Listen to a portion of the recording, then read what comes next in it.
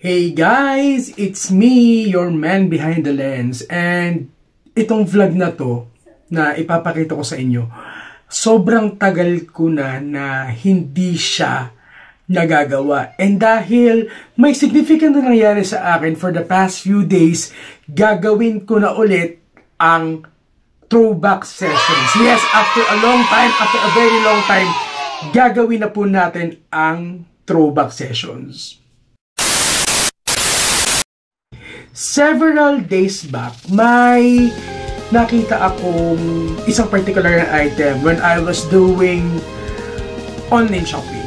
And when I saw that item, ang daming alaala na all of a sudden biglang nanumbalik talaga. Lalong-lalo na as a batang 90s, ito talaga yung moment or ito talaga yung time na yun, yung uso pa yung mga nagbebenta sa mga bangkay-bangketa, ng mga song hits, ng mga magazines. And yes, most especially, yung mga local or Pinoy comics. And speaking of Pinoy comics, yun yung babalikan. Yun yung ito-throwback ko today. So, for our throwback sessions, muli nating babalikan ang mundo ng Pinoy Funny Comics.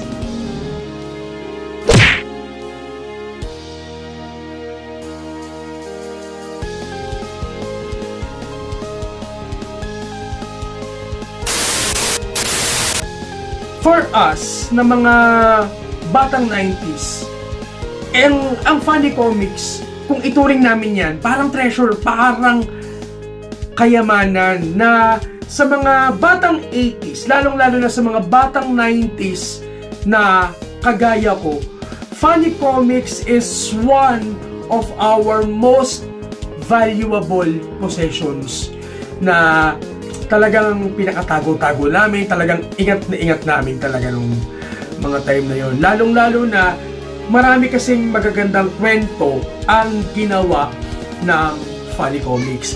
But before we explore kung ano yung content ng Funny Comics, a little bit context muna. Ang Funny Comics ay under ng Islas Filipinas Publishing Company Incorporated na nagsimulang mag-publish way back on June 1978. Yes, sobrang tagal na niya. Hindi pa ako pinapanganak nung umiral ang Funny Comics sa Pilipinas. Maraming mga comic book readers ang sadyang aliw na aliw sa mga kwento ng Funny Comics. Hindi lang ang mga bata, even though yung mga young at heart din. Even nga yung mga lolo, nagbabasa ng Funny Comics. Ako ay nagbabrowse sa social media several days back. Ang dami ko talagang nakitang mga posts online na binabahagi yung kanilang mga nostalgia about their time noong sila ay nagbabasa pa ng Funny Comics. And for me, ang Funny Comics ang isa sa nagbigay sa akin ng pinakamakulay at pinakamagandang bahagi ng aming mga pagkabata. Ang pag-uusapan natin ay ang mga kwento or ang mga creations ng Funny Comics. Ito yung tipo kasi na siya yung nagbigay ng standard kung paano maging imaginative at creative ang isang Pilipinong mambabasa. So, ito several days back, ito yung sinasabi ko. So, may dumating na item sa akin from the online shop doon sa isang reprinted na comic book. Ayan, so ito yung isa sa mga hindi malilimutang kwento ng Funny Comics na sinubaybayan ng mga bata noon, lalong-lalo na ng mga kagaya namin na mahilig sa action genre ng comics. So, bago pa ako ma-expose or ma-in-love in both DC and Marvel Comics, sa Funny Comics muna. And nagsimula ito kay Combatron.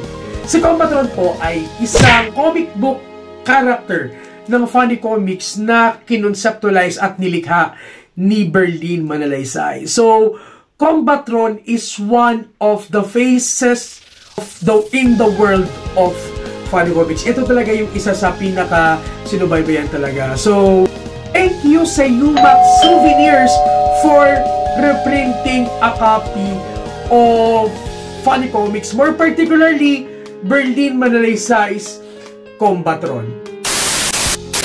So aside sa Combatron ni Berlin Manalaysay, ito pa yung iba't ibang mga comic book stories na likhang funny comics. So we have Pinay Pinay and AX by Dexter Rojas, Bionic Kid and Kenji the Hero Warrior by Nelson Del Rosario, Tomas and Colas by Oliver Page na later on ay ginawa ni Steven George Segovia, at marami pang iba.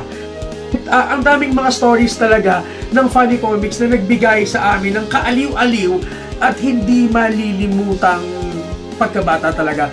So it gives me the absolute nostalgia every time na nakakakita ako ng mga pictures or images na may kinalaman sa funny comics. So, naaalala ko yung mga panahon na bumibili kami sa mga bangketa, bumibili kami sa mga comic book stands.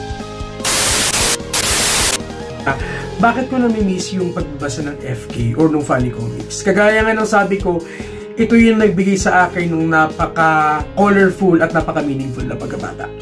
Funny comics din ang nagbigay sa amin ng standard kung paano kami magiging creative and imaginative talaga. Lalong-lalo na, syempre bata pa kami nun.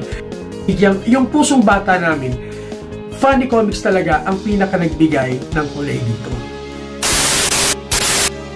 Isa talaga sa pinapangarap ko noon ay maging isang comic scriptwriter. Gusto ko talaga kasi magawa ng mga kwento-kwento, ng mga istorya.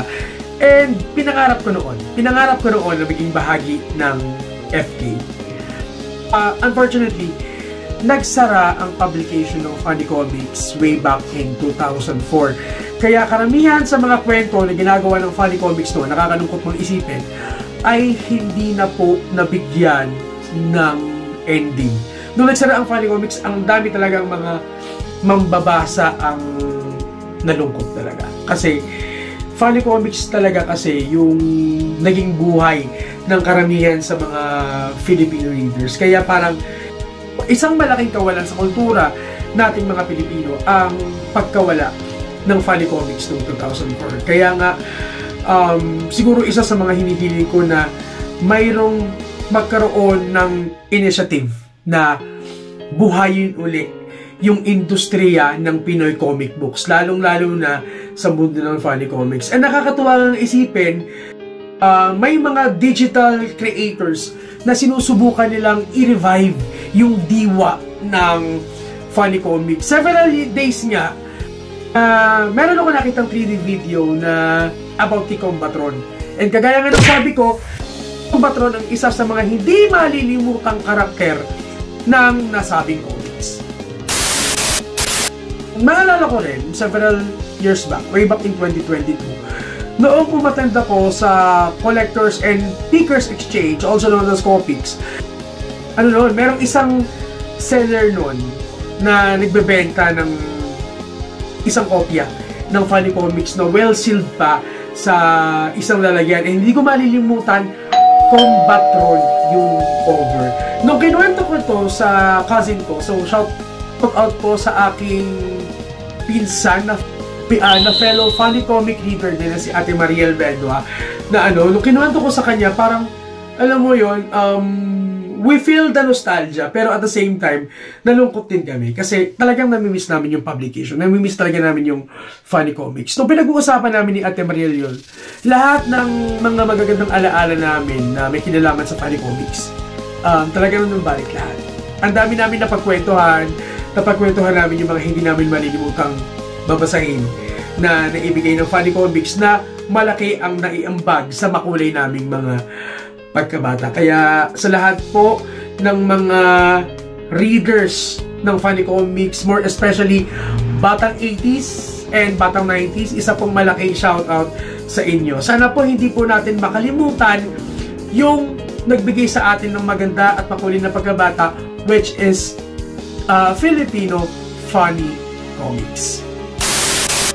So ayan guys, so salamat po sa pakikinig at panonood ng aking throwback session vlog ngayon. So sa lahat po ng mga gustong makapanood pa ng marami pa sa aking mga videos, paki-like lamang po at mag-subscribe kayo sa aking mga social. So yun na lamang, ladies and gentlemen. Dito na po muna nagtatapos ang ating vlog ngayon. Magkita-kita ulit tayo. Adios mga kapatid!